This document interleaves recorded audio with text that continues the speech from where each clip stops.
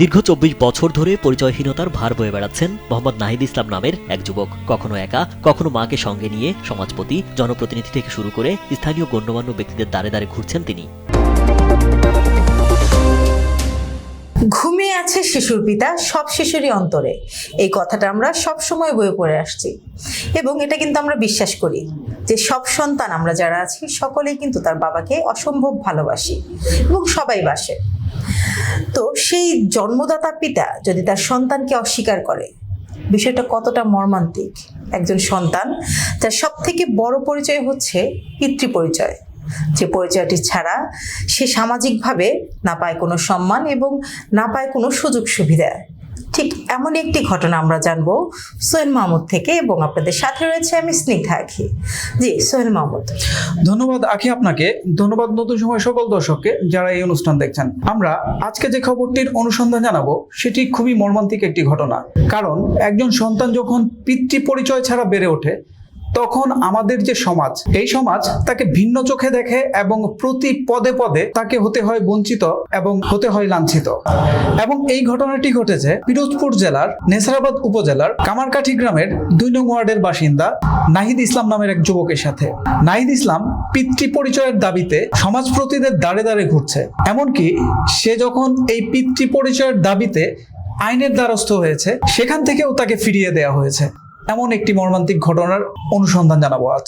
আমরা যখন এই ঘটনাটির অনুসন্ধান করতে যাই তখন এলাকাবাসীর কাছে জানতে পারি যে এই যে নাহিদ ইসলাম, তার মা নাসিমা বেগমের সাথে কামারকাঠি গ্রামেরই সোহরাব হোসেনের ছেলে মিজান বালির সাথে বিয়ে হয় ২০০১ সালে। এবং তাদের এই যে বিয়ে, এই বিয়েটা ছিল ভালোবাসার বিয়ে। কিন্তু ভালোবাসার বিয়ে হলেও তাদের এই বিয়ে কিন্তু বেশি দিন টিকেনি। মাত্র ১ বছর পার হতে না হতেই তাদের বিবাহ বিচ্ছেদ হয়। অর্থাৎ বিয়ের পরপরই এই যে মিজান বালি এবং নাসিমা বেগমের যে সংসার, এই সংসারে খুনসুটি লেগেই ছিল। কিন্তু বিয়ের কয়েক মাস পরেই নাসিমা বেগম অন্তঃসত্ত্বা হয়।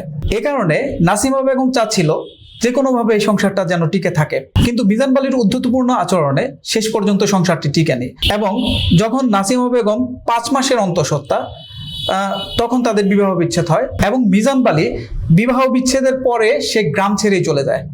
এবং এলাকাবাসী যেটি বলেছে, অনেকদিন পর্যন্ত তার কোনো খোঁজ খবর পাওয়া যায়নি। এর পরবর্তীতে ২০০২ সালের ফেব্রুয়ারি মাসের ৭ তারিখে জন্ম নেয় এই ভুক্তভোগী যুবক নাহিদ ইসলাম। নাহিদ ইসলামের সাথে আমরা কথা বলে জানতে পারি তার জন্মের পর অনেক কষ্ট করে তার মা মানুষের বাসায় কাজ করে তাকে লালন পালন করতে থাকে এবং পিতার পরিচয় ছাড়াই এই নাহিদ ইসলাম বড় হতে থাকে। আপনি তো জানেন আমাদের সমাজে একজন সন্তানের পিতা ছাড়া বড় হওয়া কত দুর্বিষহ হয়। তার প্রতি পদে পদে পিতার পরিচয় দরকার হয়। সেই পরিচয় ছাড়াই কিন্তু এই নাহিদ ইসলাম বড় হতে থাকে। তো এভাবেই চলতে থাকে নাহিদ ইসলামের জীবন। তো এই নাহিদ ইসলাম শৈশব, কৈশোর, তারুণ্য কাটিয়ে এখন তার ২৪ বছর বয়স। এখন কিন্তু বোঝার বয়স।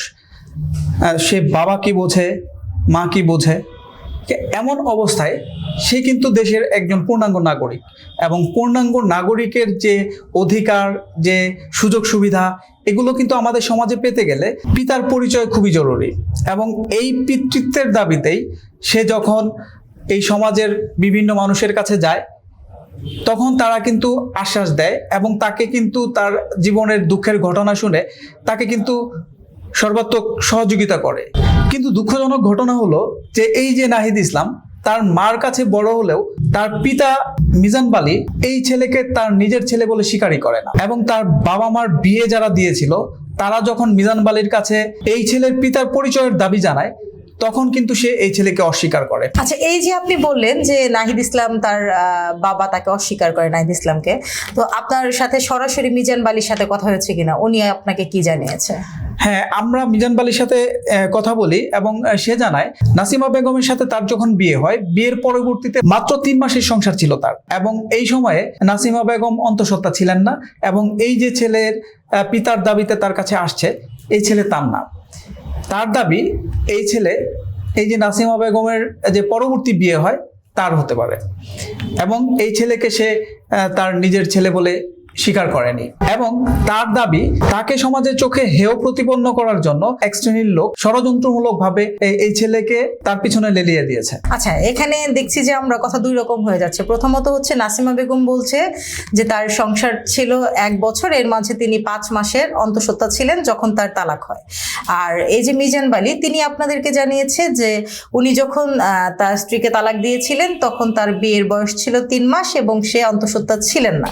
তো এই যে দুটি ব্যাপার, এই ব্যাপারে আপনার সাথে সরাসরি নাসিমা বেগমের সাথে কথা হয়েছে কিনা? হ্যাঁ, আমরা নাসিমা বেগমের সাথেও কথা বলি এবং নাসিমা বেগমের যে বক্তব্য এবং এলাকাবাসীর যে বক্তব্য, এমনকি তাদের যে এই যে মিজান বালি এবং নাসিমা বেগমের যখন বিয়ে হয় তখন যারা সরাসরি উপস্থিত ছিলেন বিয়েতে, তাদের যে বক্তব্য সেটা কিন্তু নাসিমা বেগমের বক্তব্যের সাথে মিলে যায়। অর্থাৎ আমরা যেটা বললাম আগে যে তাদের বিয়ে হয় 2001 সালে এবং তাদের দাম্পত্য জীবন টিকেছিল প্রায় বছর খানেক। অর্থাৎ তার যখন বিবাহ বিচ্ছেদ হয় তখন তার গর্ভে 5 মাসের সন্তান।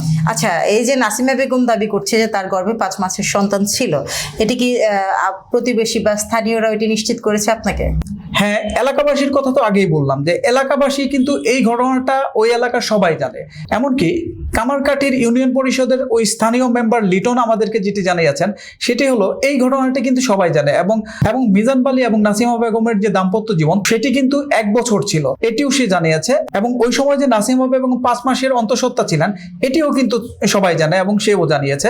এরপর আমরা যখন তাকে প্রশ্ন করি যে আপনারা সবাই জানলেও মিজান বালি কেন এটা অস্বীকার করছে, সেই প্রশ্নের উত্তরে ওই মেম্বার আমাদের যেটি জানিয়েছে সেটি হলো যে তাদের যখন বিবাহ বিচ্ছেদ হয় এরপর সন্তান জন্ম নেওয়ার জন্য এই সন্তানকে অস্বীকার করছে মিজান বালি।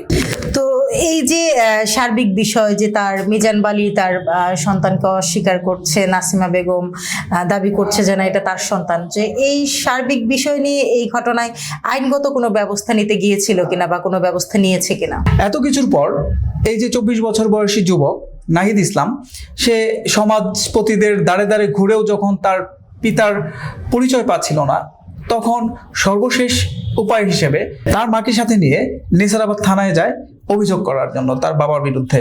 নাহিদ ইসলাম থানায় যাওয়ার পর যে বিষয়টি আমাদেরকে জানান, হে কইতাছে 24 বছরে তুমি বাপের স্বীকৃতি ছাড়া বাঁচছো, এখন তোমার বাপের পরিচয়ের কি দরকার? আমি বলছি এটা তো একটা সমাধান হইল না, আমি বাপের স্বীকৃতি ছাড়া বাঁচতে আছি। একটা সন্তান জানে বাপের পরিচয় ছাড়া বাঁচারা দুনিয়ায় কত বড় কষ্টকর, কিন্তু হে কইতাছে যে তোমার বাপের স্বীকৃতির কোনো দরকারই নেই, তুমি কি করবা? এই 24 বছর তুমি বাপের পরিচয় ছাড়া বাঁচছো, তোমার এখন তোর বাপের কোনো পরিচয়ের দরকার নেই। আচ্ছা, আমরা যেটি নাহিদ ইসলামের বক্তব্য শুনলাম, তো সেই ক্ষেত্রে নতুন সময়ের সাথে আপনার এই মেহেদি হাসানের সাথে কথা হয়েছে কিনা, অফিসার ইনচার্জের সাথে? নেসারাবাদ থানার ভারপ্রাপ্ত কর্মকর্তা মেহেদি হাসানের সাথে এই নাহিদ ইসলামের অভিযোগের ভিত্তিতে যখন আমরা তাকে ফোন করি তখন সে আমাদেরকে জানান যে এই যে নাহিদ ইসলাম, তার সাথে উনি কোনো খারাপ ব্যবহার করেনি এবং তার যে এনআইডি পাওয়ার ব্যাপার, এই ব্যাপারটিতে সে কিন্তু সহযোগিতা করতে চেয়েছে। তো নাহিদ ইসলামের পিতৃ পরিচয়ের দাবিতে এটি ছিল আমাদের সর্বশেষ আপডেট। জি, ধন্যবাদ সোহেল মাহমুদ। ধন্যবাদ দর্শক এতক্ষণ সময় আমাদের সাথে থাকার জন্য। আসলে সবসময় আমি আপনাদেরকে এই ধরনের পারিবারিক কোনো কলহের কোনো ঘটনা নিয়ে হাজির হলে একটি কথা বলে থাকি, সেটা হচ্ছে সম্পর্কের যত্ন নিন। দেখেছেন একটা জিনিস, ভালোবেসে বিয়ে করে 1 বছরের মাথায় ডিভোর্স, এবং ওই সময় কিন্তু ওই নারীটিও ছিল অন্তঃসত্ত্বা, কিন্তু এখন তার সেই সন্তানকে পিতৃ পরিচয় দিতে নারাজ এই মিজান বালি। তো আমার মনে হয় যে আসলে দুই পক্ষের কথার শেষে এটি এখনো তদন্তাধীন আছে এবং সবকিছু প্রক্রিয়াধীন। এই ঘটনাটি পরবর্তীতে কোন দিকে যায় সেটি আমরা জেনে অবশ্যই আপনাদের সামনে নিয়ে হাজির হব। ততক্ষণ পর্যন্ত ভালো থাকুন। আল্লাহ হাফিজ। আল্লাহ হাফিজ।